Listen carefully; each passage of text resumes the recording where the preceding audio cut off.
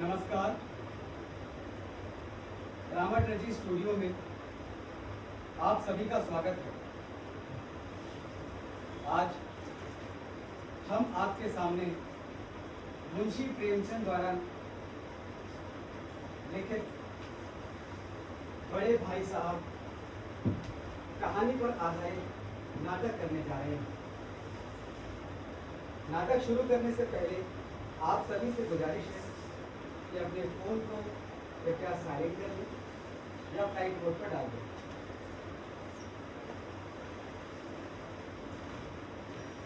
तो लीजिए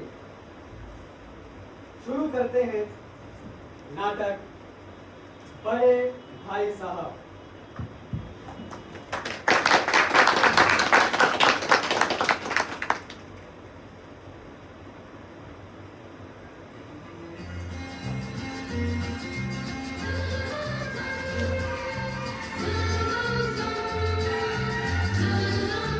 Five, six, seven, eight, nine, 10.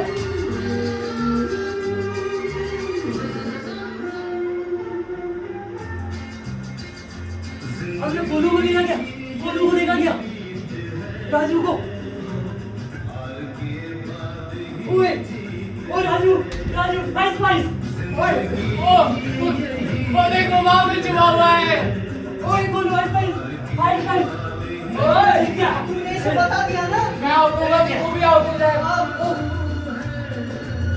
वो ये किताब किस वो मुझे दे नहीं दे वो दे ना मुझे दे। ओए भाई साहब मारेंगे। ओए वो भाई साहब मारेंगे। मम्मी खेल रहे। ओ इसके ऊपर से कूदे। इसके ऊपर से कूदे। पहले मैं हाँ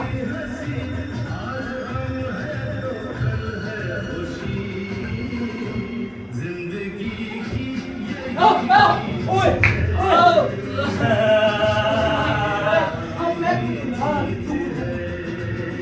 तू पीछे जाओ।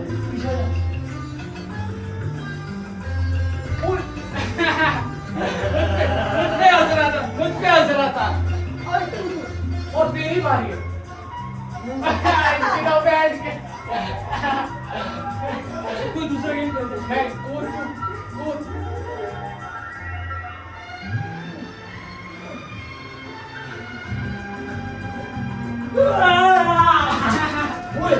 ओए कैसे ओए बहुत से खेलते हैं। इसको मुझे दे दे। मैं बॉल लेके आता हूँ ठीक है।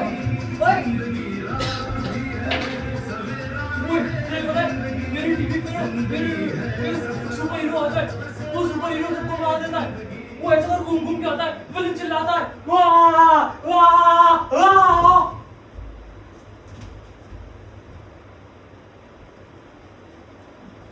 बॉल मिल गई बॉल।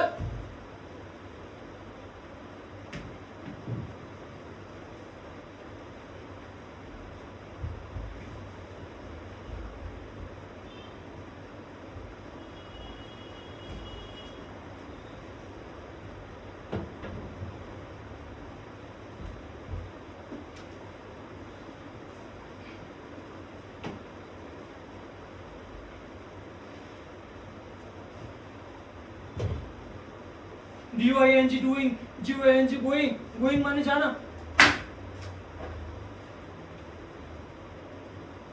अपने दर्जे की पढ़ो।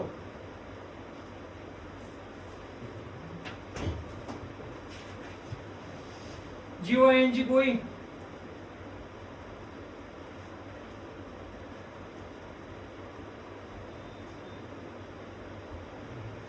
बैड हैबिट है। मेरे बड़े भाई साहब हैं, मुझसे 5 साल बड़े हैं, लेकिन केवल 3 दर्जे आगे। उन्होंने भी उसी उम्र में पढ़ना शुरू किया था जब मैंने शुरू किया था, लेकिन तालीम जैसे महत्वपूर्ण मामले में वो जल्दबाजी नहीं बरतते। 1 साल का काम 2 साल में करते हैं, कभी कभी 3 साल भी लग जाते हैं। पर आप ये सोचिए ना, अगर बुनियाद ही पुख्ता ना हो तो मकान कैसे पायदार बनेगा।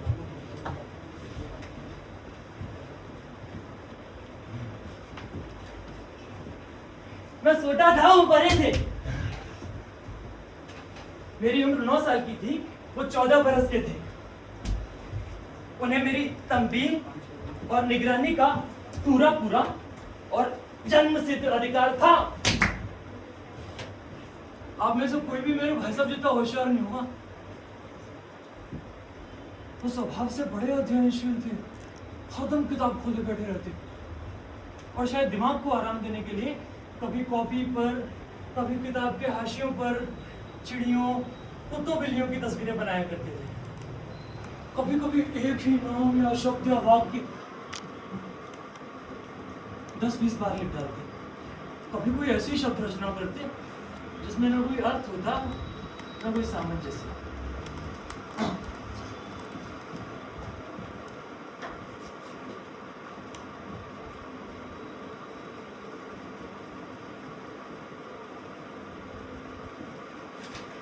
हाँ, मतलब एक बार मैंने उनकी कॉपी पर ये इबारत देखी, स्पेशल अमीना, भाइयों भाइयों, दरअसल भाई भाई, राधे श्याम, श्रीयुत राधे श्याम। 1 घंटे बाद है, इसके बाद एक आदमी का चेहरा बना हुआ था। मैंने बहुत चेष्टा की कि इस पहेली का कोई अर्थ निकालूं, परंतु असफल रहा। वो 9वीं जमात में थे, मैं 5वीं में। उनकी रचनाओं को समझना मेरे लिए छोटा मुंह बड़ी बात थी। और दूसरी ओर में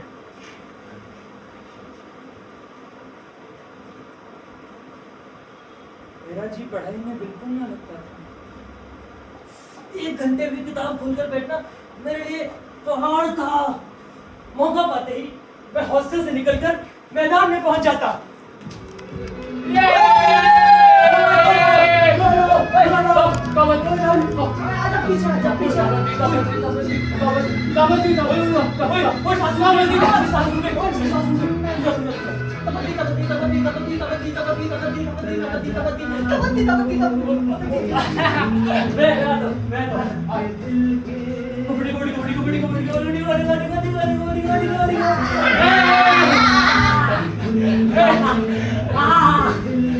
कभी कंकरियां उछलता, पीछे से पीछे से, कभी कागज के जहाज उड़ाता, और अगर कोई साथी मिल जाए तो कहना ही क्या।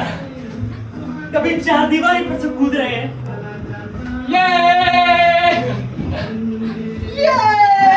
कभी फाटक पर सवार उसे आगे पीछे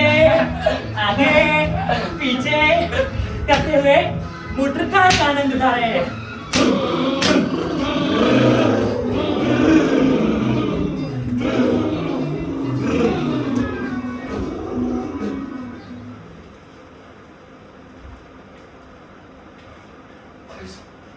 लेकिन कमरे में दाखिल होते ही भाई साहब का वो रौद्र रूप देखकर मेरे प्राण सूख जाते। उनका पहला सवाल होता, कहाँ थे?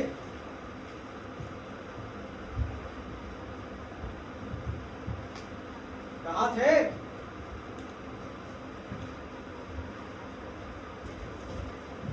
मैं पूछता हूं कहाँ थे? ये राजू के संग?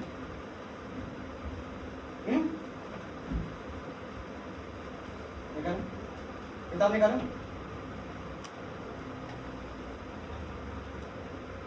निकालो किताब निकालो।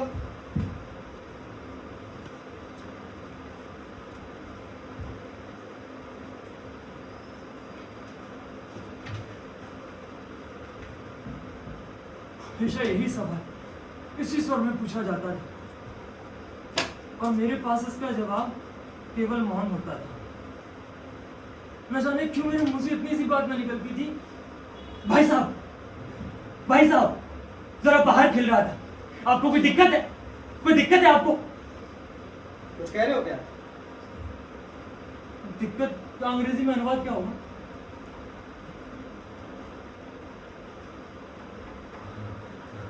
प्रॉब्लम।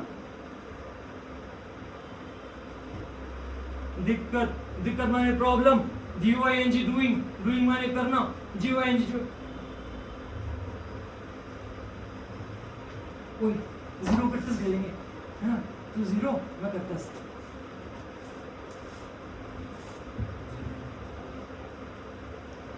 ओए मैं जीत गया, मैं जीत गया। तुझे पता है जिसका भी जीरो पहले बीच में चलता है ना वही जीतता है। DOING डूइंग, डूइंग माने करना, GOING गोइंग, गोइंग माने जाना, PUT पुट, पुट माने रहना, CUT पुट, पुट माने काटना। इस तरह अंग्रेजी पढ़ोगे तो जिंदगी भर पढ़ते रहोगे और एक हरफ ना आएगा। अंग्रेजी पढ़ना कोई हंसी खेल नहीं है कि कोई भी पढ़ ले। नहीं, ऐरा गहरा नत्थु खैरा सभी अंग्रेजी के विद्वान हो जाते। यहां रात दिन आंखें फोड़नी पड़ती हैं, अपना खून जलाना पड़ता है, तब कहीं जाकर ये विधा आती है।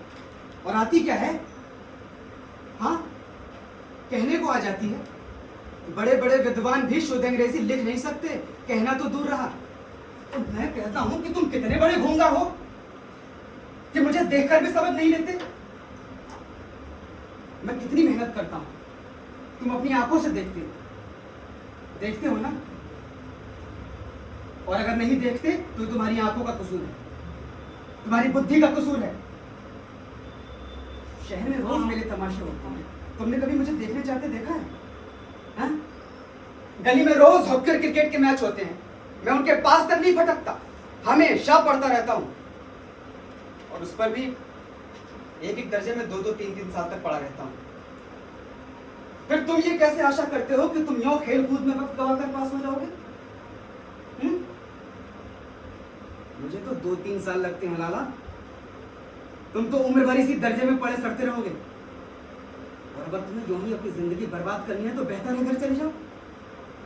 दादा की गाड़ी कमाई के रुपए क्यों बर्बाद करती हो? बस 4 शब्द बोले नहीं, आंख से मोटे मोटे आंसू टपकना शुरू।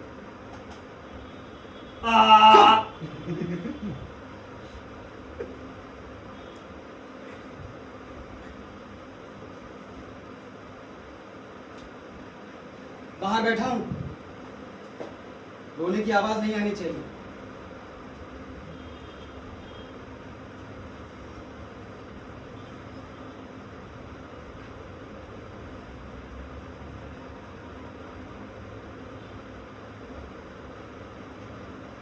मैं ये लताड़ सुनकर आंसू बहाने लगता।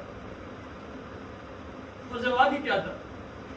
अपराध तो मैंने किया, फिर लताड़ कौन सा है? भाई साहब उपदेश की कला में निपुण थे, ऐसी ऐसी चुभती बातें कहते, ऐसे ऐसे सूखती बाढ़ चलाते, मेरे जिगर के टुकड़े टुकड़े हो जाते और हिम्मत टूट जाती।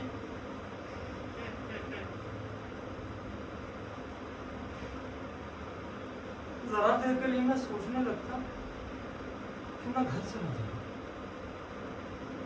जो काम अपने बूते के बाहर है उसमें हाथ डालकर क्यों अपनी जिंदगी बर्बाद करूं? मुझे अपना मूर्ख रहना मंजूर था, लेकिन इतनी मेहनत, मुझे तो चक्कर आ जाता था।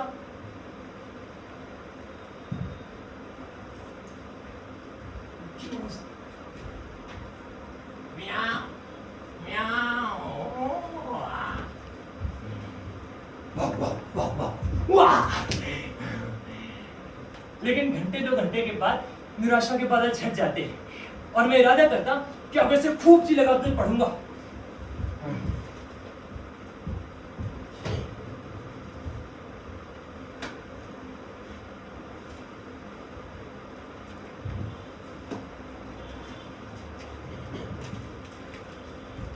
चटपट एक टाइम टेबल बना डालता, बिना पहले से नक्शा तैयार किए, कोई स्कीम बनाए बिना काम कैसे शुरू करूं? प्रातः काल 6 बजे उठना, 6 से 8 तक अंग्रेजी, 8 से 9:30 गणित, 9:30 बजे स्कूल जाना, 9:30 बजे स्कूल से आना, 9:30 बजे स्कूल से आना, 9:30 बजे 3:30 बजे स्कूल से आना, 3:30 से 5:30 भूगोल, 5:30 से 7:30 इतिहास, 7:30 से 9:30 फिर से अंग्रेजी, 9:30 से 11:30 फिर से इतिहास, फिर विश्राम।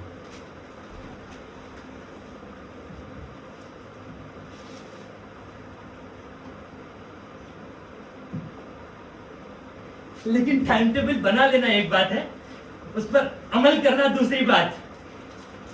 पहले ही दिन उसकी अवहेलना शुरू हो जाती।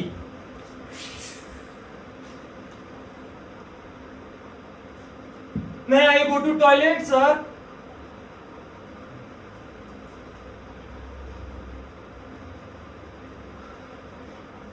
मैदान की वो सुखद हरियाली, हवा के हल्के हल्के झोंके, फुटबॉल की वो छलकूद, कबड्डी के वो दांव भाज और वॉलीबॉल की वो तेजी और फुर्ती मुझे अज्ञात और अनिवार्य रूप से अपनी ओर खींच ले जाती। और वहां जाते ही मैं सब कुछ भूल जाता। वो जानलेवा टाइम टेबल और अखबार पुस्तकें किसी की याद न रहती।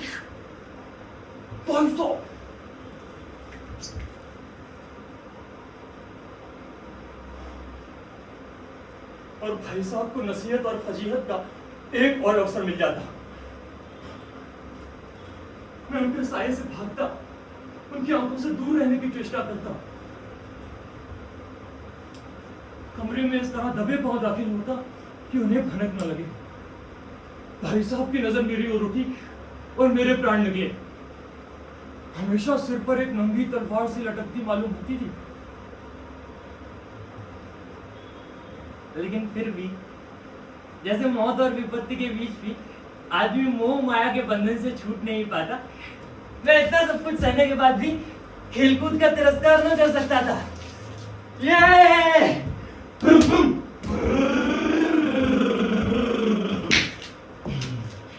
और फिर सालाना इम्तिहान हुआ।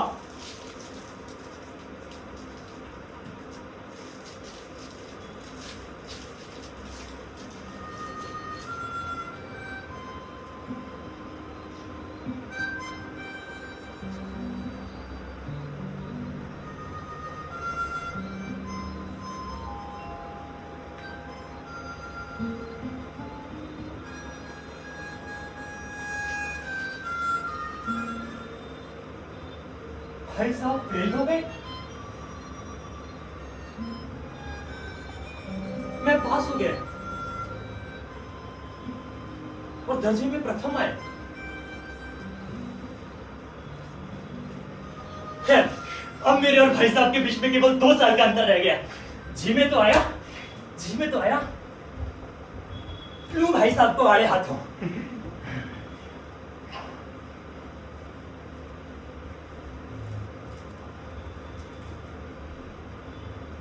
इस तरह अंग्रेजी पढ़ोगे तो जीवन भर पढ़ते रहोगे और एक हर्फ ना आएगा।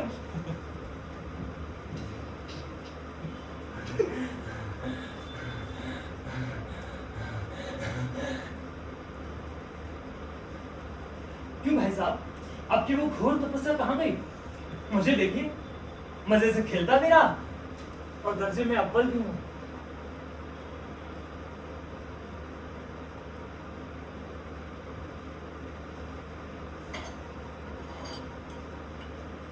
लेकिन भाई साहब इतने दुखी और उदास थे कि मुझे उनसे दिली हमदर्दी हुई और उनके घाव पर नमक छिड़कने का विचार मुझे लज्जास्पद जान पड़ा। लेकिन हाँ, अब मुझे अपने ऊपर कुछ विश्वास हुआ और आत्मसम्मान भी बढ़ा। आजादी से खेलकूद में शरीक होने लगा।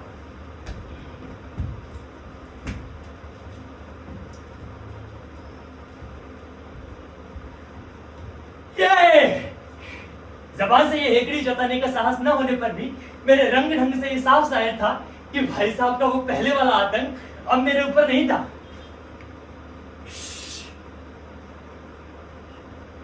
भाई साहब ने इसे भाप लिया। उनकी सहज बुद्धि बड़ी तीव्र थी। और ऐसे ही एक दिन जब मैं भोर का सारा समय गुल्ली डंडे की भेंट करके ठीक भोजन के समय घर लौटा,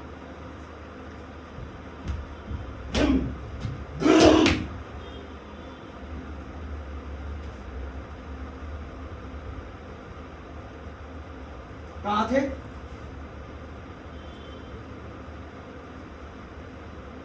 मैं पूछता हूँ कहाँ थे? जब भी पूछता हूँ कहाँ थे तुम्हें साफ सुन जाता है। घोड़ा आया था। हाँ? मैदान में अव्वल आया था राजू। बैठ जाओ।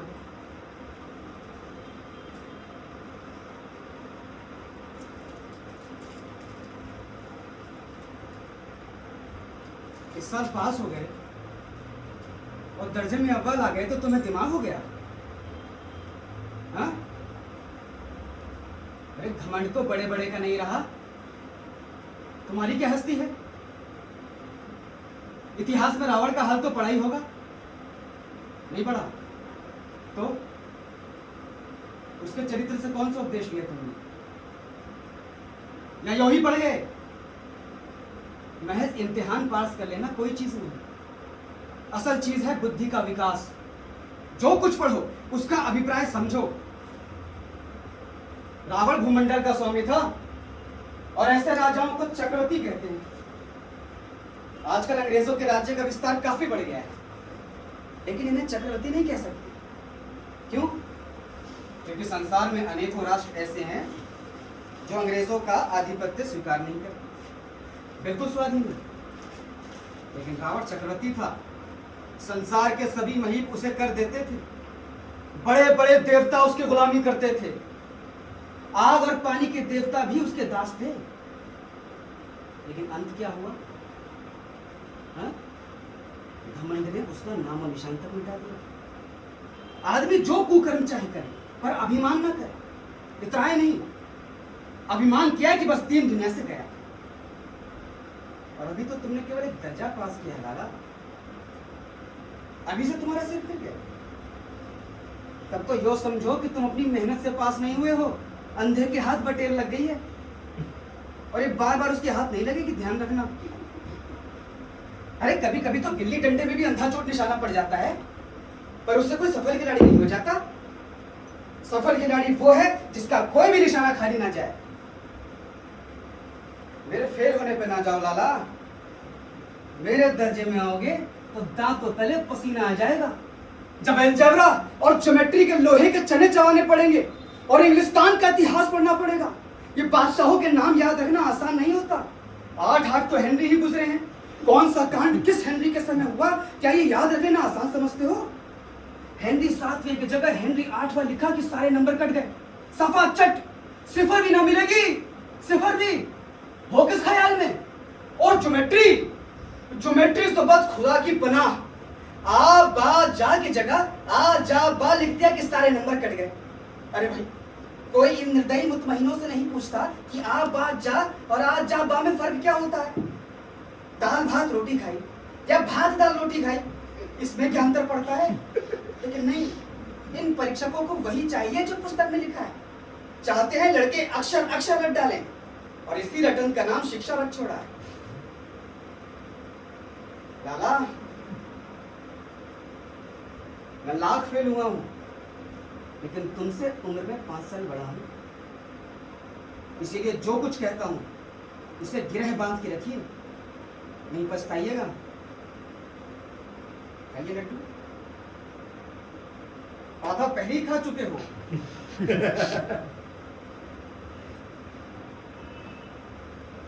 बाहर बैठा हूं,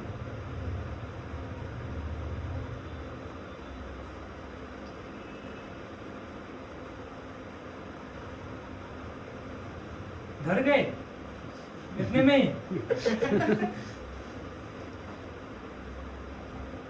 तो पास हो जाने पर ही तिरस्कार हो रहा है।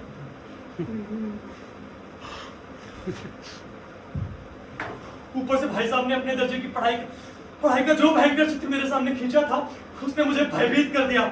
स्कूल छोड़कर घर नहीं भागा, यही ताजुब है। ओए, चलना। ओए करो चल चल चल, फुटबॉल खेलेंगे। आजा, तू जा, मुझे भाई साहब के संग पढ़ाई करनी।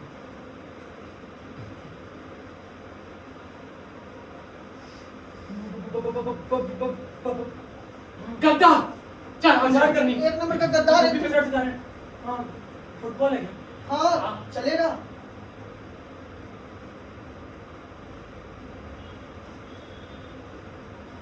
चक्कर में चक्का, चक्कर पे गाड़ी। आजा, आजा।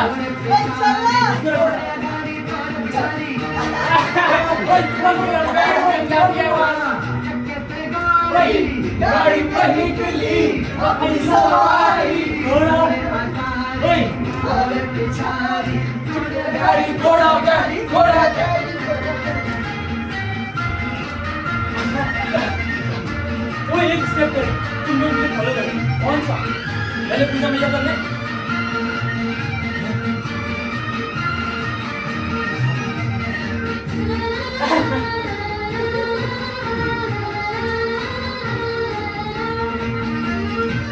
तुम हटीले मुंह हटीले मखमल की टोपी छोटू रंगीले आजा लली कमाल हम बनेंगे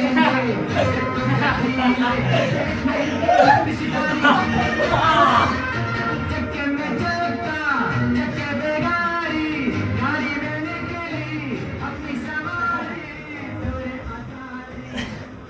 ऐसे ही खेलते कूदते बचते बचाते एक साल और बीत गया। पढ़ता भी लेकिन बहुत कम, सिर्फ उतना कि रोज का टास्क पूरा हो जाए और दर्जे में जलील ना होना पड़े। और फिर एक बार सालाना इम्तिहान हुआ और संयोग कुछ ऐसा हुआ कि मैं फिर पास हो गया।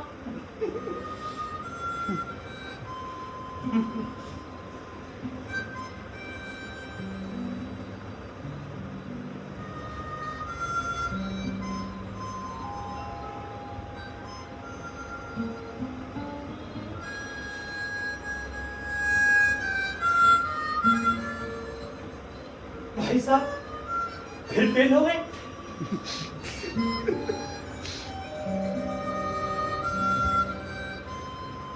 मैंने बहुत मेहनत नहीं की, मैं जाने कैसे दर्जे में अव्वल आ गए। लेकिन भाई साहब ने तो प्राणांतक परिश्रम किया था। कोर्स का एक एक शब्द चाट गए थे। 10 बजे रात तक इधर, 4 बजे भोर से उधर, 6 से 9:30 तक स्कूल जाने से पहले मुद्रा कांतिहीन हो गई थी, मगर सारे फेल हो गए। हाँ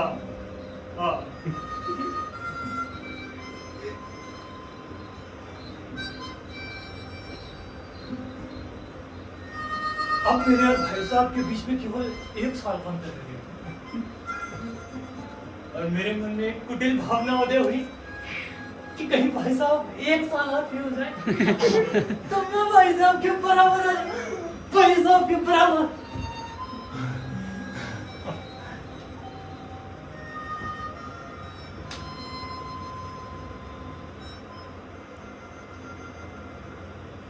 आखिर वो मेरे हित के विचार से ही तो मुझे डांटते हैं और ये शायद उन्हीं के उपदेशों का फल है कि मैं धनाधन पास हुए जा रहा हूँ, तो बीते अच्छे नंबरों से।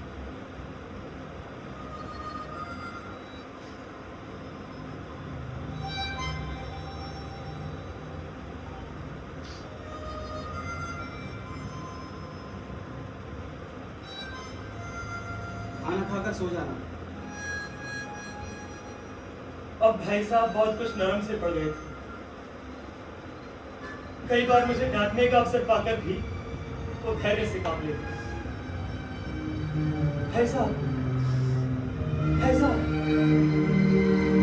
पढ़ रहा हूं।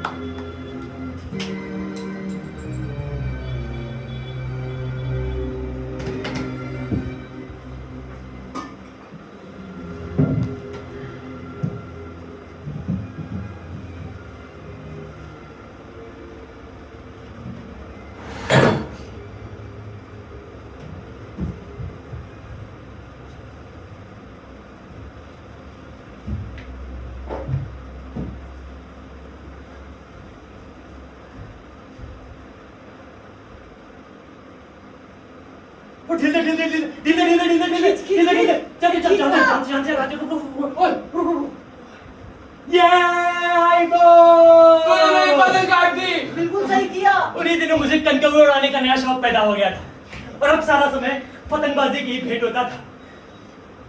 आंधे आंधे आंधे आंधे ले ले अच्छी खींच। ओए इसकी भी काट। हाँ रुक रुक रुक। ओए माझा देना, कंडे बांधना, पतंग टूर्नामेंट की तैयारियां करना आदि सब समस्याओं का समाधान गुप्त रूप से किया जाता था। मैं भाई साहब को यह संदेह नहीं होने देना चाहता था कि मेरी नजरों में उनका सम्मान कुछ कम हो गया है। ओए आए आइबो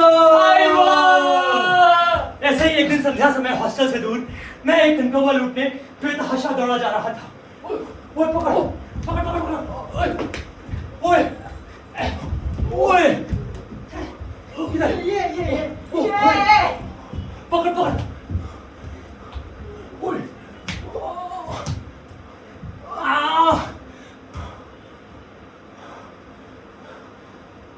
आंखें आसमान की ओर थी और मन उस आकाशगामी पथिक की ओर जो मंद गति से झूमता पतन की ओर चला जा रहा था। और कोई आत्मा स्वर्ग से निकलकर विरक्त मन से नए संस्कार ग्रहण करने दौड़ी जा रही है। बालकों की पूरी सेना लग्गे और झाड़दार बांस लिए उसका स्वागत करने की तत्पर थी। किसी को किसी की खबर न थी। सभी मानो इस पतन के साथ ही आकाश में उड़ रहे थे। बचपन के दिन चार ना आएंगे बार बार, जीने जीने मेरे यार, जेब खाली तो उधार, जी जिंदगी।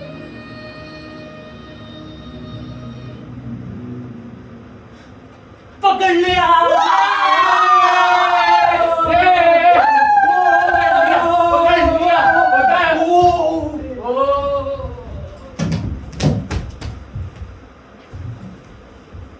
यहाँ बाजार में क्या करते हो? बोलो। इन बाजारी लौंडों के साथ ढेले के कनकौवे के लिए दौड़ते तुम्हें शर्म नहीं आती? तुम्हें इसका भी कुछ लिहाज नहीं कि अब नीचे जमात में नहीं हो, बाकी 8वें दर्जे में आ गए हो और मुझसे केवल 1 दर्जा नीचे हो। आखिर आदमी को कुछ तो अपनी पोजीशन का ख्याल करना चाहिए। एक जमाना था कि लोग 8वां दर्जा पास करके नायाब तहसीलदार हो जाया करते थे। मैं कितने ही ऐसे विद्यार्थियों को जानता हूं जो आज एक अव्वल दर्जे के डिप्टी मजिस्ट्रेट या सुपरिटेंडेंट हैं। कितने ही 8वीं जमात वाले हमारे लीडर और समाचार पत्रों के संपादक हैं। और तुम उसी 8वें दर्जे में इन बाजारी लौंडों के साथ ढेले के कनकौवे के लिए दौड़ रहे हो।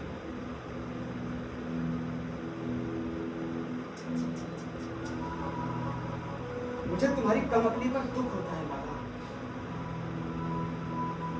तुम ज़हीन हो, इसमें कोई शक नहीं, लेकिन वो जहन किस काम का जो हमारे आत्मगौरव की हत्या कर डाले।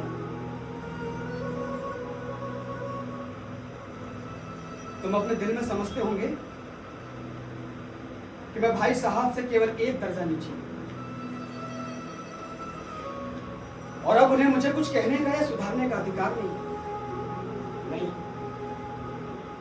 ये गलत है। मैं तुमसे 5 साल बड़ा हूं और फिर चाहे तुम मेरी ही जमात में क्यों ना आ जाओ। शिक्षकों का यही हाल रहा तो निसंदेह अगले साल तुम मेरे समकक्ष आ भी जाओ और हो सकता है उसके अगले साल तुम मुझसे आगे भी निकल जाओ। लेकिन तुम में और मुझ में जो 5 साल का अंतर है ना, उसे तुम तो क्या खुदा भी नहीं मिटा सकता। मैं तुमसे 5 साल बड़ा हूं, हमेशा रहूंगा। मुझे दुनिया का और जिंदगी का जो तजर्बा है तुम उसके बराबरी कभी नहीं कर सकते।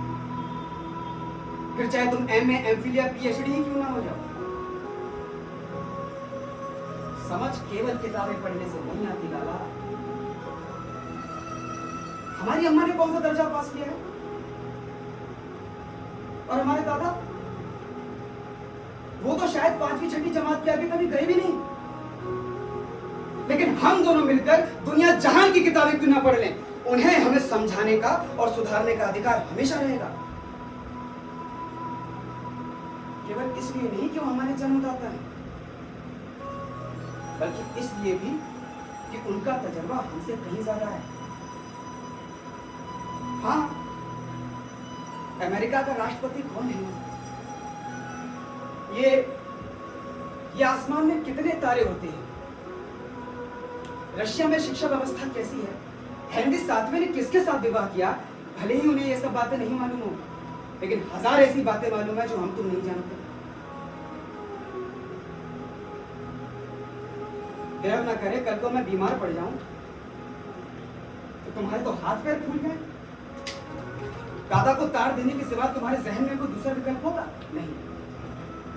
लेकिन वही तुम्हारी जगह दादा हो तो किसी को तार ना भेजे, ना बेहोश हो, ना बदहवास हो, बल्कि पहले खुद मरज ढूंढकर उसका इलाज करेंगे, और उसमें असफल रहे तो किसी डॉक्टर को बुलाएंगे।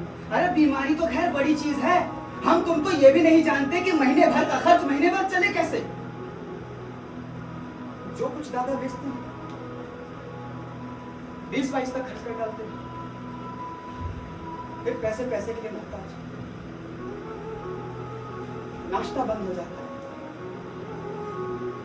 नाई और धोबी से मुंह चुराने की नौबत आ जाती है। अरे अपने हेडमास्टर साहब को ही ले लो, एमए है कि नहीं, वो भी यहाँ के नहीं ऑक्सफोर्ड के, 1000 रुपए पाते हैं, लेकिन उनके घर का खर्च कौन संभालता है?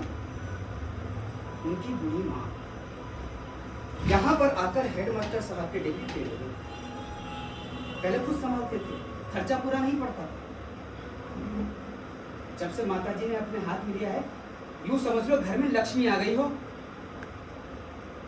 तो लाला लाख फेल हुआ हूं, लेकिन तुमसे उम्र में 5 साल बड़ा हूं,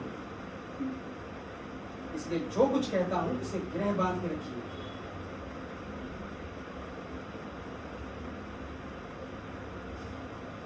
मैं जानता हूं इस वक्त तुम्हें मेरी बातें जहर लग रही हैं, और लगनी भी चाहिए।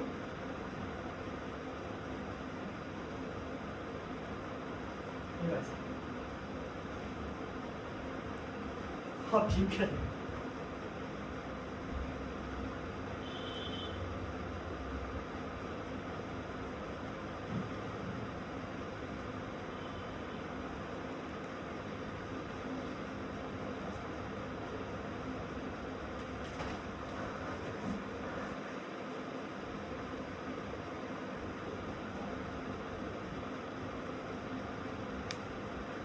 मैं तुम्हें कंटोगे उड़ाने के लिए मना नहीं करता लाला, मेरा भी तो जी करता है कि हाथों में डोर लिए रात दिन कनकों के पीछे भटका रहूं, गुल्ली डंडे में पूरी शाम गवा दूं। तुम क्या करो, खुद बेराह चलो तो तुम्हारी रक्षा कैसे करूं? ये कर्तव्य भी तो मेरे ही सिर पर है ना।